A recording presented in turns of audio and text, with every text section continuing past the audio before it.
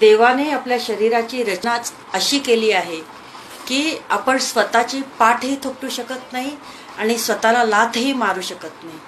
म्हणूनच माणसाच्या जीवनात हितचिंतकाची आणि निंदकाचीही आवश्यकता आहे. आयुष्यात असे लोक जोडा जे वेळ येईल तेव्हा तुमची सावली आणि वेळेला तुमचा आरसा बनतील. कारण आरसा कधी खोटे बोलत नाही आणि सावली कधी साथ सोडत नाही.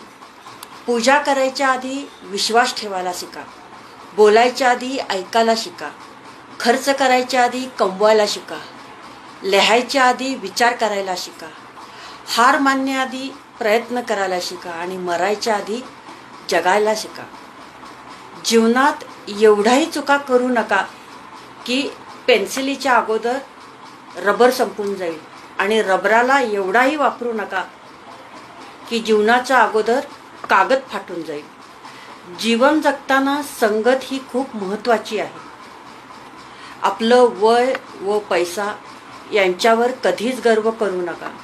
कारण ज्या गोष्टी मोजल्या जातात त्या नक्कीच संपत असतात. मृत्यूनंतरचं हे कटू सत्य आहे.